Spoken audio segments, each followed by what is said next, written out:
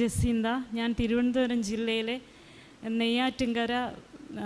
നെയ്യാറ്റിൻകരയിൽ വരുന്ന മുള്ളുവിള തിരുക്കുടുംബ ദേവാലയത്തിൽ നിന്നാണ് വരുന്നത്. ഞാൻ ഉടമ്പടി എടുത്തത് 2021 ഡിസംബർ 6-ാം തീയതിയാണ്. അപ്പോൾ എനിക്ക് കടുത്ത വയറുവേദനയും ക്ഷീണമൊക്കെ ആയിട്ടാണ് ഞാൻ ആദ്യമായിട്ട് ഈ ദേവാലയത്തിലേക്ക് കടന്നു വരുന്നത്. അപ്പോൾ എനിക്ക് വന്നതിൻ്റെ അന്ന് അത്ര വിശ്വാസമൊന്നും ഇല്ലായിരുന്നു. ഇവിടെ ഉടമ്പടി ക്ലാസ്സിനിരിക്കുന്ന സമയത്ത് എനിക്ക് 6-ാമത്തെ നിയോഗമായിട്ടാണ് ഞാൻ എൻ്റെ അസുഖത്തിൻ്റെ ഡീറ്റെയിൽസ് വച്ചിരുന്നത്. പക്ഷെ അതിനെക്കാട്ടിലും അത്യാവശ്യ കാര്യങ്ങളൊക്കെയാണ് ആദ്യം വച്ചിരുന്നത്. അപ്പോൾ എനിക്കൊരു 108 എന്ന ഒരു നമ്പറാണ് ആദ്യം രജിസ്ട്രേഷനിൽ കിട്ടിയത്. അപ്പോൾ ഞാൻ അവിടെ ഇരുന്ന് ചിന്തിച്ചു, ഈ എഴുതി കൊടുത്ത 6 നിയോഗങ്ങളിൽ 108, അതായത് ഏറ്റവും എമർജൻസി ആയ എനിക്ക് ഒരു കാര്യം ഇന്ന് മാതാവ് നടത്തി തരണമേ എന്ന് പ്രാർത്ഥിച്ചു. പക്ഷേ ഉടമ്പടി ക്ലാസ്സെല്ലാം കഴിഞ്ഞ് വളരെ വൈകിയാണ് നമുക്കിവിടെ നിന്ന് ഇറങ്ങാൻ സാധിച്ചത്. പോകുന്ന യാത്രയിൽ ഉടനീളം വയറുവേദനയും ഛർദിലുമൊക്കെ ഉണ്ടായിരുന്നു. അപ്പം അന്ന് രാത്രി പോയതിന് ശേഷം തേനും ഉപ്പും ഞാൻ കഴിച്ചിട്ട് കിടന്നു. രാത്രി അതിശക്തമായി വയറുവേദന ഉണ്ടായി. അപ്പോൾ മഴയുള്ള ഒരു ദിവസമൊന്നും അല്ലായിരുന്നു അന്ന്. രാത്രി വളരെ വൈകി ഞാൻ എപ്പോഴും എനിക്ക് ഒരു മഴ പെയ്യുന്ന ഫീലിംഗ് ഉണ്ടായി. ഞാൻ അങ്ങ് ഉറങ്ങിപ്പോയി.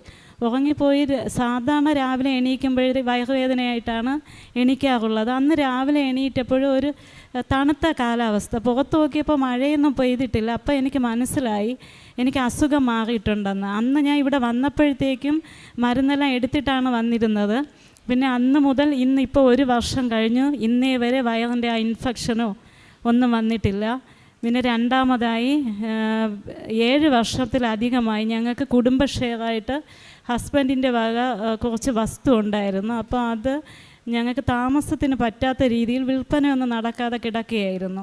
ഉടമ്പടി എടുത്തിട്ട് പോയതിൻ്റെ 3-ാം ദിവസം വസ്തു വാങ്ങാൻ വേണ്ടി ഒരു പാർട്ടി വരികയും പിന്നെ അടുത്ത് ഉടമ്പടി പുതുക്കാൻ വരുന്നതിന് മുന്നേ തന്നെ നമുക്ക് രജിസ്ട്രേഷൻ നടന്നു. അപ്പോൾ വലിയൊരാഗ്രഹമായിരുന്നു ഞങ്ങളുടെ ഇടവക പള്ളി വരുന്ന അടുത്ത് തന്നെയായിട്ട് ഞങ്ങൾക്കൊരു 10 സെൻറ്റ് വസ്തു മേടിക്കണമെന്നുള്ളത്.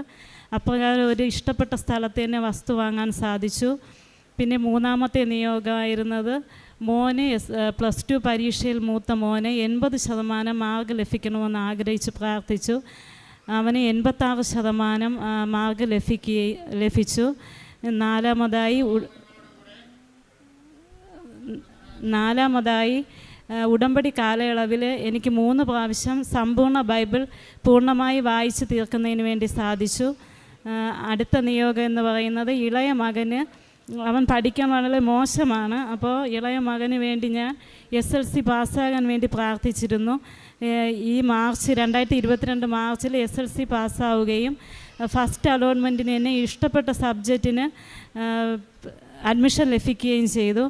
അതേപോലെ തന്നെ ഉടമ്പടി എടുത്ത ശേഷം ആദ്യമൊക്കെ ഞാൻ എല്ലാ മാസവും വരുമായിരുന്നു. അപ്പോൾ വീട്ടിൽ നിന്നൊക്കെ നല്ല പ്രതികരണമല്ല ഇങ്ങനെ വരുന്നതുകൊണ്ട് അനുഭവപ്പെട്ടിരുന്നത്. പക്ഷേ പിന്നെ നമ്മൾ കുടുംബമായി 2 പ്രാവശ്യം വരാൻ വേണ്ടി സാധിച്ചു. പിന്നെ മക്കൾക്ക് മാതാവിനോട് കൂടുതൽ ഭക്തി ഉണ്ടാവാനും കഴിഞ്ഞ മാസവും ഞങ്ങൾ എല്ലാവരും ഫാമിലി ആയിട്ടാണ് വന്നത്. ഇത്ര അനുഗ്രഹങ്ങൾ തന്ന മാതാവിനും തിരുക്കുമാരനും ഒരാടിനോടും നന്ദി.